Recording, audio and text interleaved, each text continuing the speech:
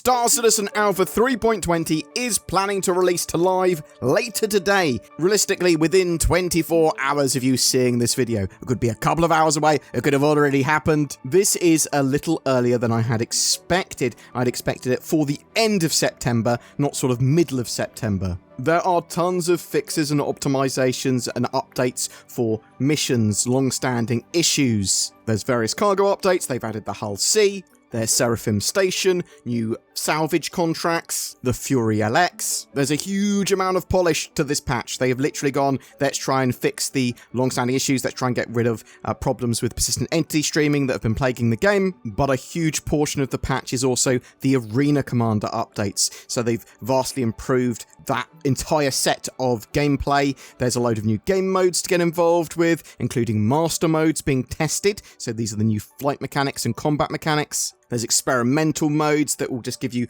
every so often they're going to change these pretty regularly, but different types of like things to play. Gun game, tank royale, one weapon challenge. A load of new levels and races as well have been added, including an atmospheric level for dogfighting on Planet Green, which is also where most of the races are held. It's left Arena Commander in a exceptionally good place. If you want to do some PvP, some competitive stuff, or just jump in to try something or do some combat, do a race, Arena Commander works really well now. Some other great news as well. HDR is now supported in Alpha 3.20. You will need a HDR monitor and HDR hardware, but that should work on both Windows 10 and 11. Should have a prettier Star Citizen because of that for people that enable that. I'll link it down below, the instructions for all of that as well. Also, Jump Down is running from September 21st. I thought this was going to be on 3.19.1, but obviously it's going to be on 3.20 now. That's much more appealing to me.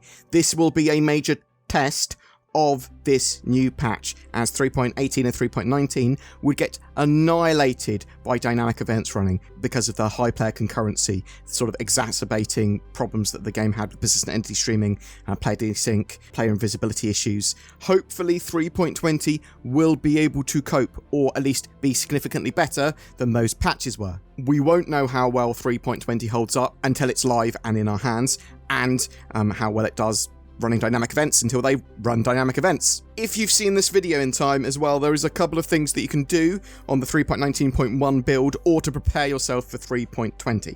Go to Port Olisar. Port Olisar is the low orbit station around Crusader. It is being replaced in 3.20 with Seraphim Station. So if we're in 3.19.1 still, you'll be able to go to Port Olisar and get the Farewell Port Olisar badge for your trouble just for getting to that station. This is true of Pirate Swarm as well. The old Pirate Swarm, there's a Pirate Aggressor badge which you can get by completing it in multiplayer, and we're going to get a new Pirate Aggressor badge for 3.20 as well as a new version of Pirate Swarm. So it's the last chance for you to get those badges. Although they are literally just forum badges, I wouldn't worry too much if you don't grab them, but it is a bit of Star Citizen history, right? Is there going to be a persistent swipe for 3.20, getting rid of all your items and everything? There doesn't appear to be, unless they've snuck one in at the last second. Cloud Imperium said there was no planned wipe for 3.20, but there is a long-term persistence update that details what will carry over to the new patch and what won't, and best practices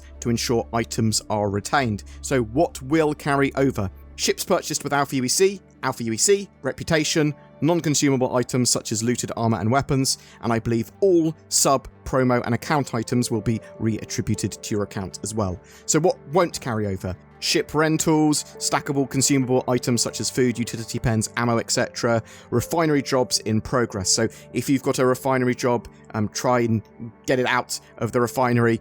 Don't put any more refinery jobs on. If you're umming and ahhing as well about spending Alpha UEC to get a ship before the wipe, and what's more likely to be kept if there's some sort of error, Alpha UEC is typically safer than items for being copied across. So sort of bear that in mind. Cloud Imperium do want to tell people and remind them that there is a few scenarios which will still cause items to not be stored in the long-term persistence database for the 3.20 update, resulting in them being lost. However, there are some steps that you can take to help prevent that from happening. This includes looted items not persisting if they've never been put into local or ship inventory. So basically they need to write a database entry for some of these items. Items looted from corpses and loot may not get saved into long-term persistence and could be lost on the patch update unless stored in a location inventory such as stations and landing zones.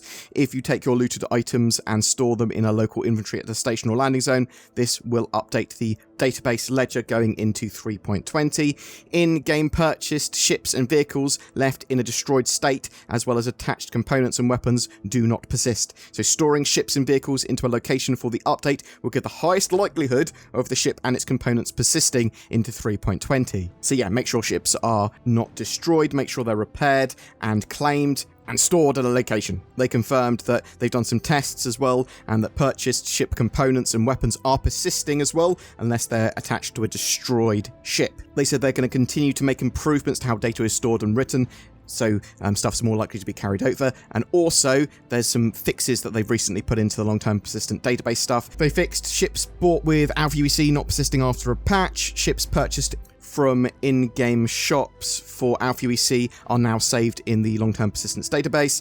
Certain corrupted items had rendered accounts inaccessible as well. They fixed that.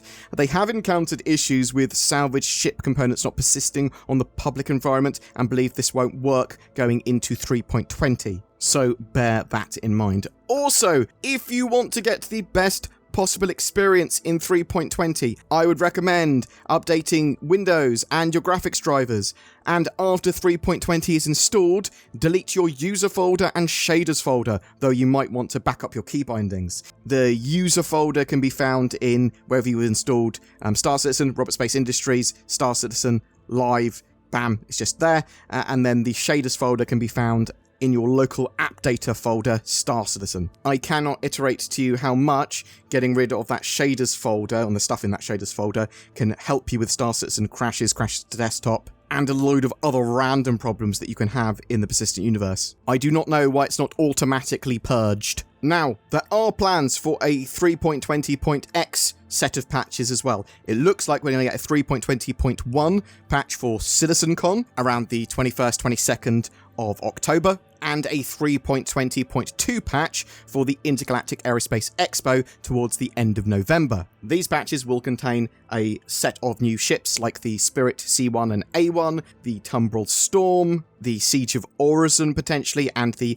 opening up of the platforms around Orison with some new missions. There are a couple of other straight-to-flyable ships and vehicles that you can expect for the Intergalactic Aerospace Expo and CitizenCon as well. If you don't want to hear spoilers, close your ears briefly now. The Zeus Mark II, so a reimagining of the first ever ship in lore to have a quantum drive, as well as the Drake Cutter Scout and Expedition or Explorer variant as well. There may very well be some more too. But yes, those patches, the 3.20.x patches, should also add a flurry of fixes. And I am expecting to see Siege of Orison and Xenothreat run at some point between now and sort of the end of November. Boom! That's it for your updates today with Alpha 3.20 on the extremely close horizon, if it is not already here. Hopefully those best practices will put you in a good state. If you've got any other tips for 3.20 and getting ready for new patches, please chuck them in the comments below. I'm really interested to know what you're most excited about for 3.20. Are you looking forward to trying out master modes? How do you think Jumptown's going to perform? Do you think it's going to be in a great state? Do you think it's going to be terrible and there's going to be the same old problems? Are you excited for all of the experimental modes and Arena Commander updates? Is it something you're actually going to get involved with? Or are you too busy playing other games at the moment and you're going to be coming back to Star Citizen once there's CitizenCon and the Intergalactic Aerospace Expo and a load of new stuff? Or towards the end of the year with the 3.21 or 4.0 patch, whatever we've got. But whatever your thoughts are, I'd love to hear from you in the comments below. NordVPN is amazing and you should buy it. It's so useful, it's easier to tell you what it can't do. NordVPN can't do your taxes. Nord, how much do I owe for VAT? NordVPN can't help you buy more spaceships. Nord, add a terrapin to my shopping cart. NordVPN can't cook for you. No, my cabbages! And NordVPN can't be your girlfriend.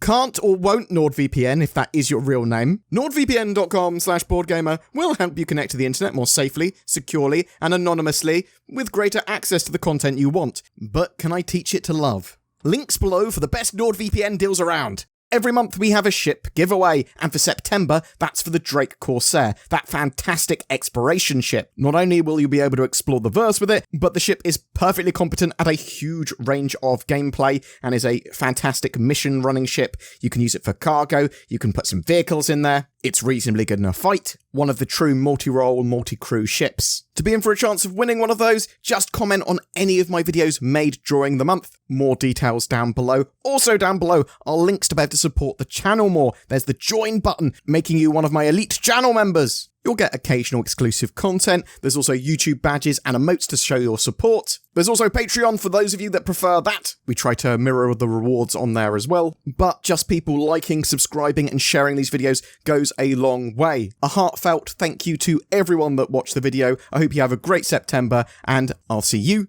in the verse.